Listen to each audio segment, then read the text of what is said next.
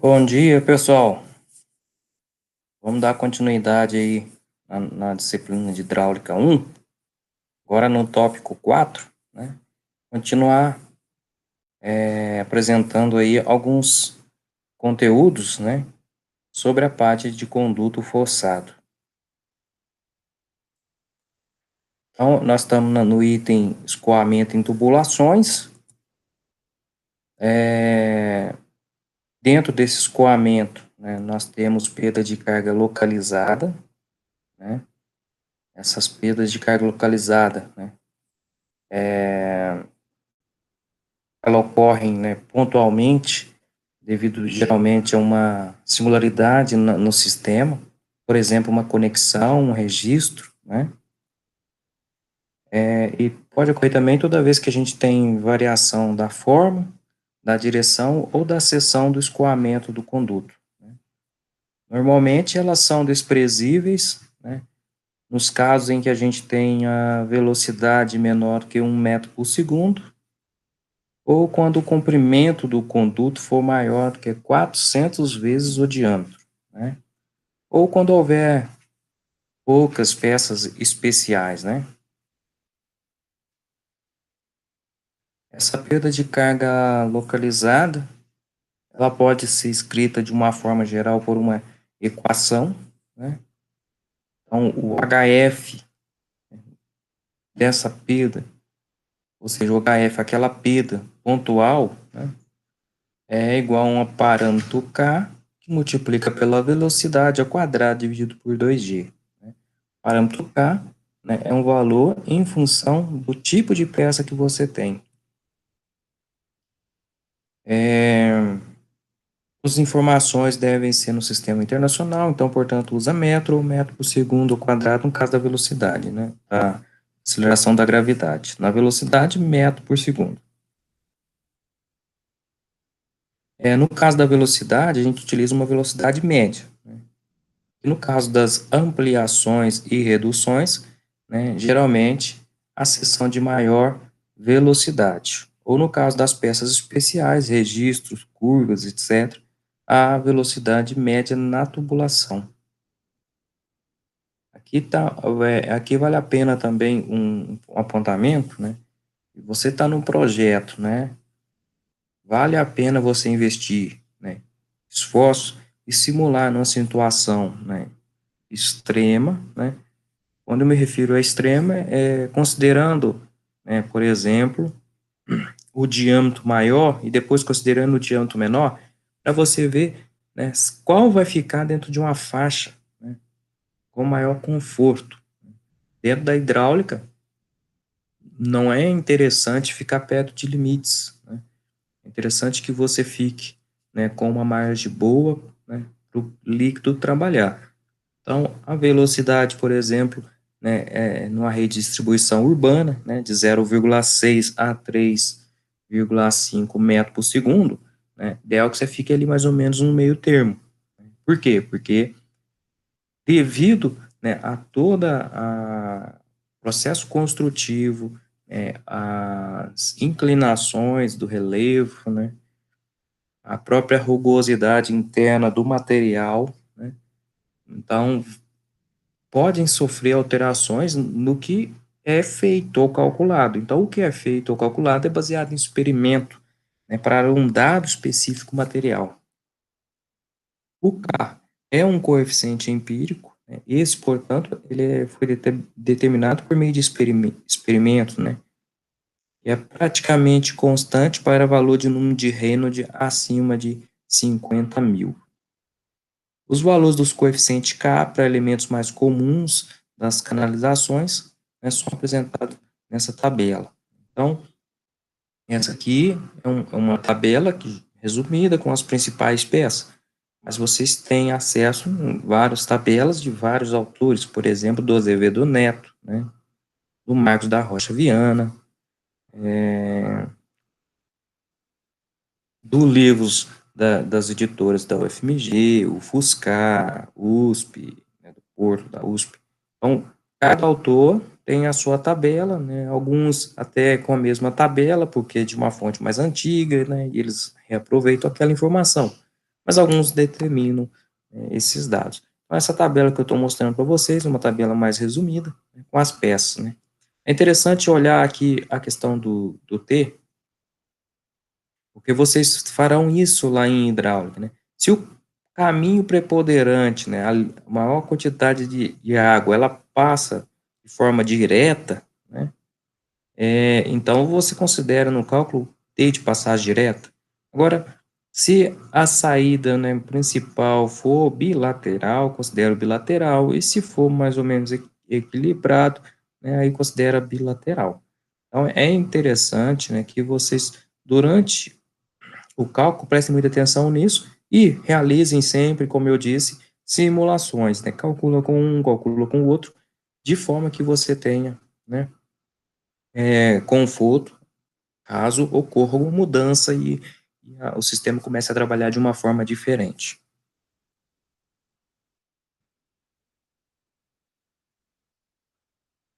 As perdas de cargas localizadas, né, elas podem ainda ser determinadas por um método, né, que é método dos comprimentos virtuais, né, ou equivalentes. Como que é feito, né? Você tem um comprimento real de tubulação, né? Então, imagine aqui eu colocar todos os trechos que eu tenho de tubulação, né, ligados em uma reta, né? Então, se eu pegar e medir todos eles aqui, eu vou ter a dimensão, né, do comprimento real. E eu posso também substituir cada uma das peças por um determinado comprimento equivalente. Ou seja, um registro equivale a ter essa dimensão de tubo.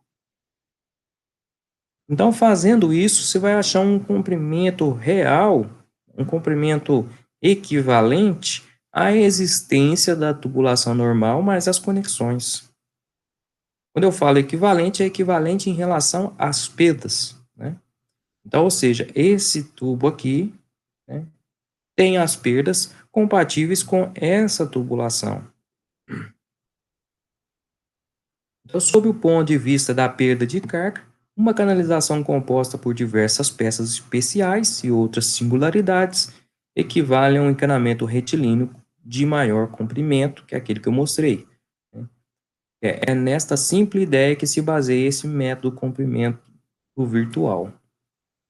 O método consiste em adicionar um comprimento real ao comprimento real da tubulação, um comprimento extra, que é o chamado comprimento equivalente, e corresponde aí ao mesmo valor da perda, né, que seria causado pelas peças especiais. Então, dessa forma, né, cada singularidade da tubulação corresponde a um certo comprimento fictício, né, que é adicionado ao comprimento do tubo. Aí esse comprimento, né, recebe o nome de comprimento equivalente. Então, resumindo, para efeito de cálculo, a gente adiciona comprimentos que correspondem às peças, né? O comprimento da tubulação é o comprimento L. O comprimento que é correspondente a essas peças, né, é um denominado comprimento equivalente, LE, e o total do comprimento é a soma dos dois. Os valores dos comprimentos equivalentes, né, para os elementos mais comuns das canalizações, por diâmetro, são apresentados na tabela a seguir. Então, em função do diâmetro, para cada um dos tipos de peça, nós temos, né, os comprimentos. Então, tem peça aqui que equivale a 56,7 metros de tubulação. Então, se pegar uma tubulação de 150 milímetros, né, e um registro globo aberto, né, ele equivale a 56 metros de tubo.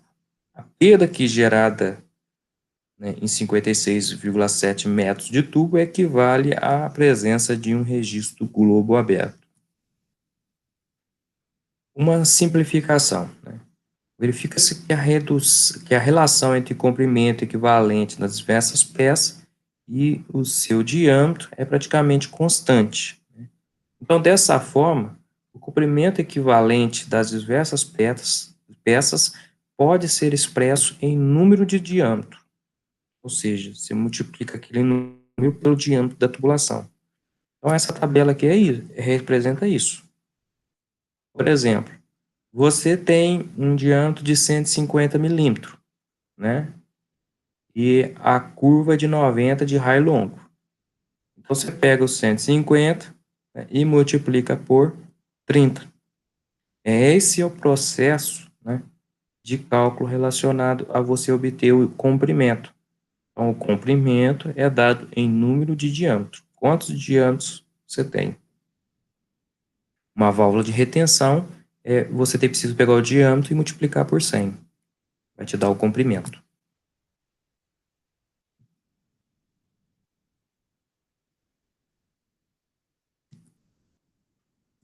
Aqui nós temos um exemplo, né, de um exercício para calcular as perdas de carga, dado um diâmetro de 25 milímetros, equivale a um diâmetro interno de 0,0216 metro, para um material PVC, com uma vazão de 0,5 litro por segundo, sendo o PVC com um coeficiente de Flammt B igual a 0,000135. Então, o que nós temos aqui? Um reservatório, né, uma saída, aí uma canalização de 2 metros, um T, né, uma tubulação de 1 metro, uma curva, né, mais um comprimento de 1,5 metro, né, com um registro aqui, mais uma curva, com um comprimento de 2 metros de tubulação, mais uma curva, um comprimento de tubulação de 2,5 metros, outra curva, e 1 metro de tubulação, mais uma curva e a saída. Então, as peças que nós temos são essas, ó. Uma entrada, né? E aí a quantidade é uma. Um coeficiente K, olhando a tabela, né, de 1, e um comprimento equivalente também de 1. Um T de saída lateral, né? Nós temos 1, o coeficiente K dele é 1,3 para o diâmetro dado, e o comprimento equivalente 1,7. Curvas de raio longo, nós temos 5, né? Coeficiente K, para usar na equação algébrica para determinar a perda de carga devido a uma curva, é 0,4. O comprimento que equivale a cada uma das curvas é 0,3. Então, 0,3 multiplicado por 5 vai me dar o comprimento de tubo, correspondente às curvas, né? Registro de gaveta aberto, 1, corresponde a um K de 0,2 ou um comprimento de 0,2. E a saída da canalização, uma saída, né, equivale a um K de 0,9 e um comprimento de 0,9. Então, usando o método comprimento equivalente primeiro, né, o método dos comprimentos virtuais, né? Soma-se as dimensões da tubulação. Esse é o L, dimensão real. Então, olhou aqui no desenho, né? 2, 1, 1,5, 2, 2,5, 1. Então, um total de 10 metros. Comprimento equivalente é somar os L. Como aqui tem 5 peças, então essa aqui tem que ser multiplicada por 5. Então, somando dá 5,3. O total das duas, né, equivale a um L aí, total L', de 15,3 metros. Aqui está apresentada a fórmula de Flammt. Em função do diâmetro, da vazão e do parâmetro B, que é do material, você consegue determinar a perda de carga total desse comprimento equivalente, mais o comprimento real, né? Então, desse comprimento de 15. Então, substituindo, o B foi dado, vazão foi dada, aqui tem que entrar em metro cúbico por segundo, né? E o diâmetro foi dado, tem que entrar em metro aqui. Então, a perda de carga total é 1,72 metros de coluna de água, usando o método do comprimento equivalente, né, e a fórmula de Flammt conforme pedido. Já utilizando o método algébrico, né, O que a gente precisa é calcular primeiro a parcela da perda correspondente ao comprimento, né? Então, o comprimento de 10 é tubulação. Então, você alimenta a equação de Flammet, né, com os dados B, né, diâmetro em metro, né, e a vazão elevado a 1,75, tá aqui, ó. Então, o total é 1,12 metros coluna de água. Isso é um dos resultados, né? Agora, a gente precisa achar qual é a perda nas conexões. Nós já sabemos a perda no tubo. Para achar a perda nas conexões, eu vou ter que usar a equação K, velocidade ao quadrado, sobre 2G. Os valores de K, nós temos, né? Aqui os valores de K, com a exceção da curva, que são 5, o restante é uma só, né? Então, eu vou aplicar os valores de K, a velocidade ao quadrado sobre 2G, e vou obter os resultados, né? E essa aqui tem que multiplicar por 5, porque é correspondente à curva. O total de todas dessas perdas, né, de carga localizada, é 0,52. E se eu quero saber qual é a perda total do sistema, eu preciso somar ela com a perda devido ao comprimento de tubo, comprimento real. Então, somando, me dá um valor de 164 metros coluna de água. Se a gente olhar, né, método algébrico 164. No método dos comprimentos equivalentes, 1,72. Então, os valores assim são muito próximos, né? Lembrando que essas tabelas foram construídas de forma experimental, então as respostas tendem a não ser, né, exatamente iguais.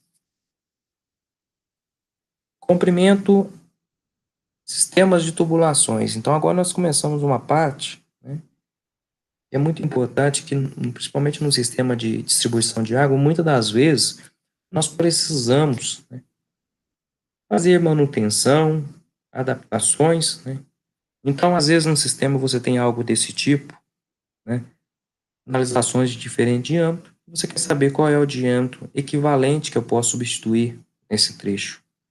Ou, às vezes, você tem um sistema em paralelo e quer saber qual é a tubulação que pode substituir esse sistema. O que nós vamos precisar aqui, né, de conceito, né, o conceito principal neste caso, é que quando você tem duas tubulações, né, e elas serão equivalentes quando elas transportam a mesma vazão, né, sobre a mesma perna de carga.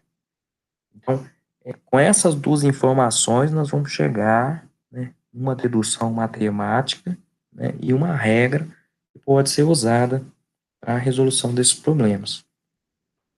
Aqui eu coloquei, né, as duas informações, né, que são importantes, tanto para o sistema em série quanto o sistema em paralelo. Uma é a vazão e a outra é a perda de carga. Então, ou seja, uma tubulação desse tipo aqui que está em série, né, ela deve transportar a mesma vazão que sobre a mesma perda de carga HF. Essa é a ideia. Então, primeira coisa, nós vamos trabalhar com uma equação teórica, né, que seria um HF, né, e nós vamos estar chamando aqui de equivalente, né? Então, nós vamos falar assim, ó, para um L equivalente, né, para um diâmetro equivalente, né? Então, por enquanto, nós vamos chamar dessa forma. Existe um parâmetro K, né, que a maioria das equações de perda de carga trabalham com esses parâmetros aí. Então, nós vamos fazer dessa forma e lá no final eu vou apresentar os coeficientes Vm e Vn para cada uma das equações.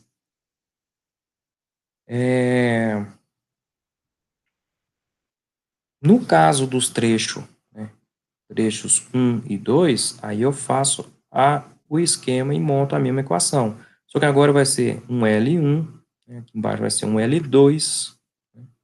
Vai ser um diâmetro D1 e um diâmetro D2. Pelo conceito, a perda de carga equivalente, né, é a soma das duas perdas de carga. A gente pode observar isso aqui, ó. Somar essa perda com essa me dá o HF, né? E o HF aqui é igual ao equivalente.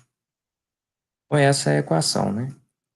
O que eu posso fazer é pegar aquelas perdas de carga, então, e falar, ó, a equivalente é igual a HF1, né? Então, tá aqui a equação de perda de carga de 1, mais a perda de carga de 2. Né? Então, se olhar na equação, tá aqui, ó, HF2, HF1.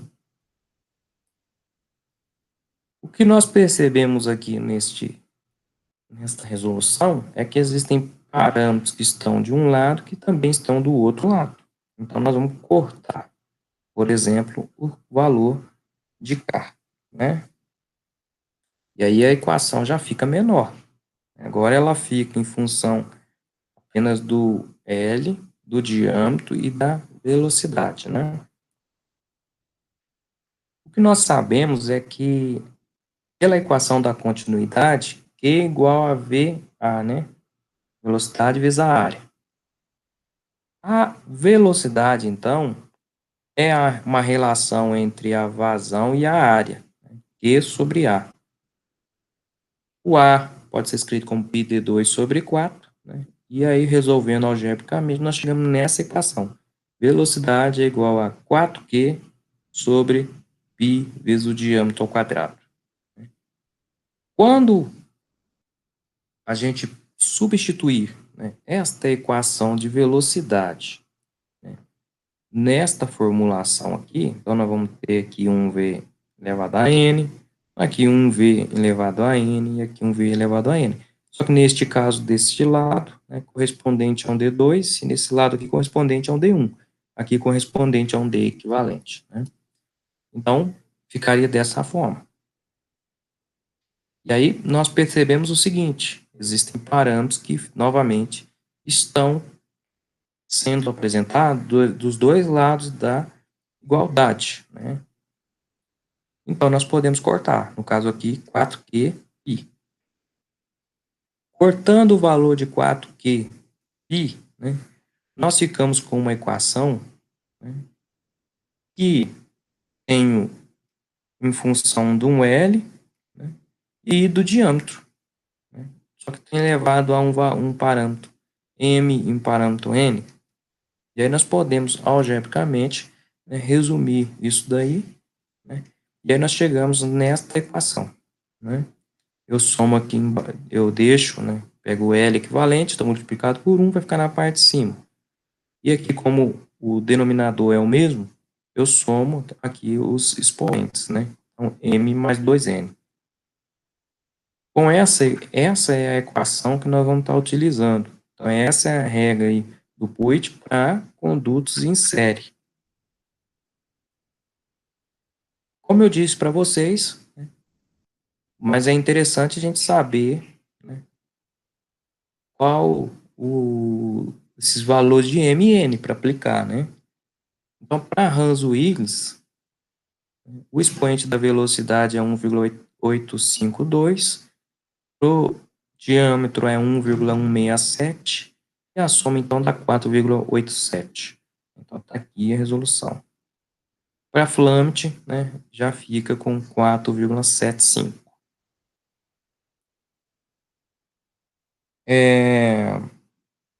Nós sabemos também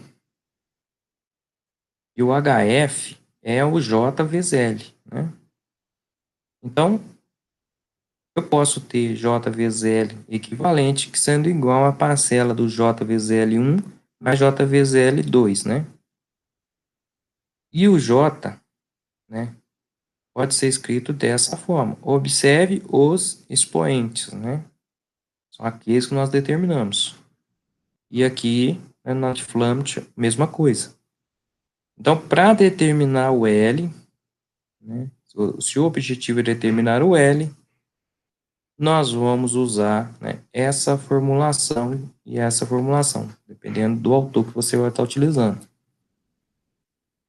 Para a determinação do diâmetro equivalente D, então nós temos comprimentos conhecidos, né, LE, L1, L2 até Ln. Nós temos o HF e J pré-definidos, os diâmetros comerciais instalados, né, conhecidos já, e a incógnita é o diâmetro equivalente. Então, a solução vai sair por essa equação. Basta substituir e resolver essa formulação aqui. Já para a determinação dos comprimentos dos trechos com diâmetro comercial L1 e L2, ou seja, nós temos uma tubulação e queremos colocar duas tubulações, né?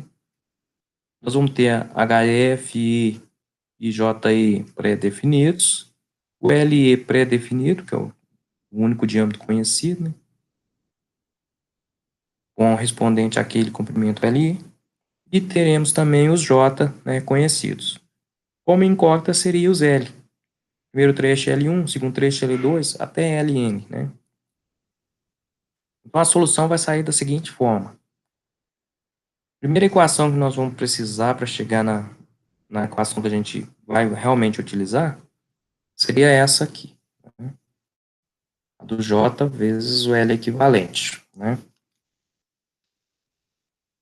O L equivalente é a soma dos dois L's, né, ou mais. Dá para fazer a dedução para mais. O L1 seria o L equivalente menos o L2, né? Então, pegando esse L1 agora, jogando nesta formulação, né, toda a equação vai ser em função aqui do J2, do L2, do L equivalente e do J equivalente. Então, foi isso que foi feito, né? A partir do momento, né, que eu realizo essa substituição, né, eu chego nesta formulação, eu posso, né, deixar deste lado, né, o J equivalente vezes o L equivalente, né, resolver essa multiplicação, né, e eu posso ainda, né, deixar, né, nesta equação, deixar em evidência o meu L2. Né? Então, o L2 seria o J equivalente menos J1 multiplicado pelo L equivalente, dividido por J2 menos J1. E o L1 nada mais é que o L equivalente menos o L2. Então, ou seja, tendo essa informação, eu acho L2, depois eu jogo nessa equação, já conheço o L equivalente, acho o L1. Então, um exercício, né? Dimensionar a tubulação do esquema abaixo. Ela tem 1.000 metros, um desnível de 25 metros, né? Os dados que foram dados foi uma vazão de 4 litros por segundo, dividindo por 1.000, dá metro cúbico por segundo, que é 0,004. O tubo é de PVC usado, então, olhando na tabela do Azevedo Neto, o coeficiente de Hans-Willis é 140. Os diâmetros disponíveis no mercado são 50, 75, 100, 125, com tubos aí de 6 metros. Usando lá o teorema de Bernoulli, né, para esse trecho, eu posso cortar a parte da pressão, que está sujeita à pressão atmosférica, a velocidade, como são constantes praticamente nos dois reservatórios, então posso cortar também. Restando para a gente que Z1 é igual a Z2 mais 1 HF. Essa diferença é igual ao meu 25 metros. A determinação do diâmetro pela equação de Hans-Willis, né, é dada por essa equação que eu apresentei para vocês lá na aula anterior, né? Então, substituindo os dados, né, do sistema de unidade correto, né, para cálculo do diâmetro, nós vamos chegar aqui o diâmetro teórico, aquele diâmetro que está, né, em uso lá, é 64,9 milímetros. Né? O problema é que nós queremos colocar dois tubos. Né? E para que exista, né, essa perda realmente de 25, mantendo a mesma vazão, 0,004, nós vamos ter que fazer os cálculos, né? Então, 64,9, ele está entre, né, os 50 e os 75, ou seja, então eu vou ter que ter uma parte de 50 e a outra parte de 75. Então, nós escolhemos os 50 e os 75. Utilizando um trecho com D1 igual a 75 e o outro com D2 igual a 50, de modo que a perda seja igual, né, a 65 metros de coluna e o diâmetro seja também que esse comportamento seja equivalente aí ao 64,9 milímetros. Então, o que nós temos é isso, algo desse tipo, né? Aqui está com um exemplo para 66,2, né? Mas o que nós temos é algo muito semelhante a isso. Primeira coisa, nós temos que um trecho L1 vai ter 75, nós temos um trecho 2, L2 que vai ser 50, né? Calcular a perda de carga unitária por diâmetro. Então, para o trecho D1, vai ter um J1, né? Então, substituindo aqui na equação de Russell-Willis, a vazão, coeficiente C, né? A velocidade, não, o diâmetro, aqui é o diâmetro, nós vamos obter esse valor, 0,012308, né, metro por metro, né? Depois, para calcular para o T2, mesma coisa, né? Aqui o cálculo está com 50, está digitado errado aí, está com 0,75, mas é 50. Então a resposta é essa. Ou seja, isso é a resposta de metro por metro de perda, né? Então, o, o J equivalente, para o caso, né, do comprimento de um único diâmetro, né, é eu pegar a perda 25 dividido pelo comprimento, que é 1000. Então, seria 0,025. Então, nós temos o J equivalente, nós temos o J2 e nós temos o J1, né? Nós temos também o comprimento equivalente, que era o 1000 metros, né? Então, eu consigo achar o L2. Qual é o comprimento do L2? O comprimento do L2 é o J equivalente menos o J1. Isso multiplicado pelo L equivalente, dividido por J2 menos J1. A resposta dá 166,2. Então, como cada tubo tem 6 metros, serão necessários 28 tubos, que aí vai totalizar 168 metros de canalização com diâmetro de 50 milímetros. Então, vamos lá, ó, nós vamos pegar 28 tubos, né, que vai dar 168. Não é bem os 166, mas para evitar ficar cortando, nós vamos ficar com 168. Sobrou quanto? Né? Sobrou o meu L1, é o 1000 menos os 168. Sobrou 832 metros de tubo. Então, esse 832 metros de tubo, né, nós vamos precisar, como os tubos são de 6 metros, então vamos precisar de 139 tubos, né, que vai totalizar 134. Vai sobrar ali 2 metros, né, 834, vai sobrar 2 metros de canalização, com o diâmetro de 75. Então, o resultado final, né? O encanamento de PVC usado deverá ser composto por 139 barras, né, com diâmetro de 75 e 28 com diâmetro de 50. E aí, para mostrar isso para vocês, né, eu fiz a modelagem lá no software Panet, que é um software livre de análise de comportamento hidráulico, né? O que eu fiz? Eu criei aqui no começo umas distâncias fictícias só para mostrar para vocês, né? Aqui não tem comprimento, é só porque o reservatório não daria a informação que eu precisava. Então, eu coloquei, né, esses dois pontinhos, né? Observe que aqui é a perda de carga total que nós temos no trecho, né? Então, nós teríamos um valor, né, de 25 e 25, né? Aqui está 24,97, né?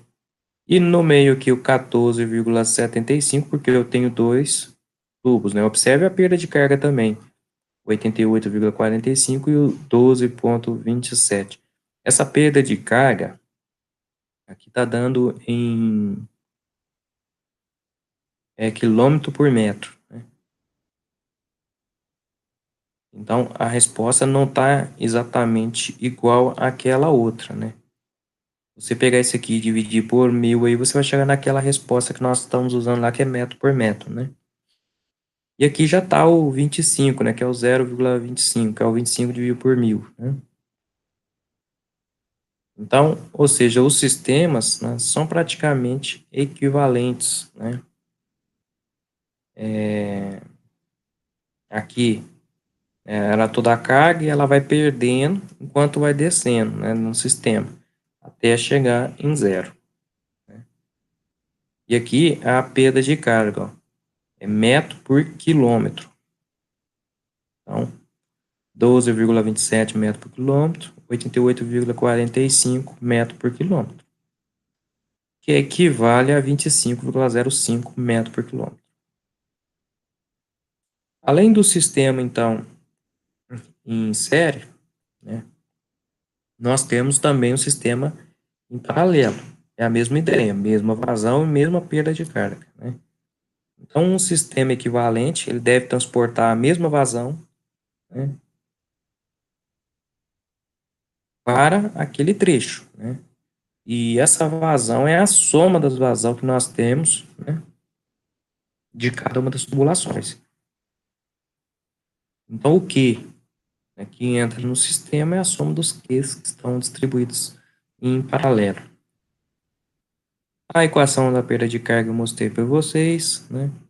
Agora, essa equação da perda de carga pode ser escrita em função da vazão.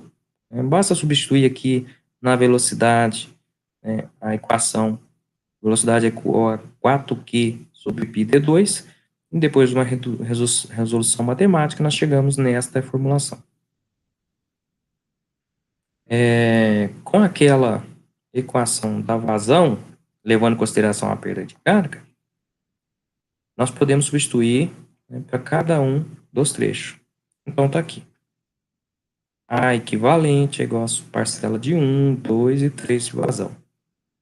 Observe que tem parâmetros que estão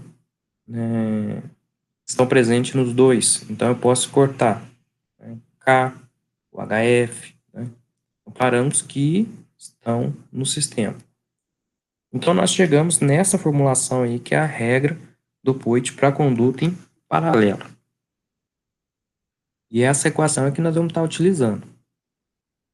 Como eu comentei na parte anterior, né, nós precisamos saber os expoentes, né, de velocidade e diâmetro para as duas formulações aí, no caso agora, Hans-Willis e universal. E com esses dados nós podemos, então, resolver exercício. Nós temos aí um exemplo. No sistema da figura a seguir, as pressões em A e B valem 36,6 e 22 metros por coluna de água. Então, aqui em B, 22 e aqui em A, 36,6. O sistema está nesse sentido. Pressão menor embaixo, pressão maior aqui em cima, né?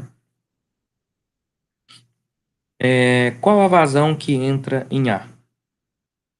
Sabendo o coeficiente de Hans-Willis é 100 para todo o tubo. Nós temos aqui os L1, diâmetro D1, L2, diâmetro D2, L3, diâmetro D3. Então, no sistema da tubulação em paralelo, a perda é igual em qualquer trecho, né? Então, basicamente seria algo desse tipo. Em qualquer ponto que eu pegar aqui vai ter um HF. Um HF compatível em todos, né? Então, a perda de carga equivalente é igual a um HF1, que é igual a HF2, que é igual a HF3. A perda de carga é dada, né, pode ser dada pela diferença. Se você tem uma pressão aqui e uma pressão nesse final, qual é a perda que teve dentro do sistema? É essa diferença entre as pressões, né? Então, no caso, era 36,6 e 22. Ficou 14,6 metros de HF. Então, a vazão que eu tenho, né, usando, né, a equação de Russell-Willis, né, função de C, D, KF e L, eu posso pegar, né, essa equação para obter a vazão. Né? Então, no sistema em paralelo, a vazão é igual à soma das vazões. Então, eu posso pegar esse som, colocar aqui no Q1, no Q2 e no Q3, porque cada um tem um diâmetro, né? Cada um pode ter um C, né? E a perda de carga é a mesma em todos os sistemas. Então, o equivalente, a vazão equivalente, é a soma dessas parcelas. E aí, substituindo os diâmetros, né, os dados, nós, né, conseguimos, então, resolver essa equação. Aqui eu deixei separado o HF, que é o constante, o C, que era constante em todas as tubulações, então ficou desse lado apenas a parcela que realmente impactava, né? Era o D e o L. Então, o D, 0,3, 0,2 e 0,25. O L, 3.660, 1.220 e 2.240. Resolvendo, eu acho a vazão equivalente, que é 0,1426 metro cúbico por segundo. Então, essa seria a vazão. Observe que eu fiz essa é a equação de Russell-Willis. Como eu sei que a vazão, né, que está entrando no sistema é a soma dessas vazões, eu calculei a cada um desses trechos, né, e somei a resposta. Então, pessoal, essa aula, né, de conduto forçado, né, ela termina aqui. Vocês têm uma lista de exercícios para fazer, né? Agora tem a parte mais para o final, que é a parte onde tem essas questões sobre conduta equivalente, série, né? Tem algumas utilizações das equações de perda de carga. E no próximo tópico, conforme nosso guia de estudo, já nós vamos ingressar, né, em uma abordagem agora computacional ali, com os aspectos, né, eu vou estar mostrando para vocês no próximo tópico, tá bom? Referência que foi utilizada são as que nós estamos utilizando sempre, Azevedo Neto, o livro da Associação Brasileira de Recursos Hídricos, da UFMG, o Batista, o Porto, da USP, né, e outros que estão disponíveis, né, tanto na biblioteca virtual, né, quanto também na internet, algumas apostilas, né. Esse livro também de hidráulica agrícola, né, do Fuscar, muito bom, né, os livros do Marcos da Rocha Viana, para abastecimento de água, esse livro aqui que foi publicado pela USP, muito bom, 2006. Então, bons estudos, até a próxima, qualquer dúvida, apareçam no plantão.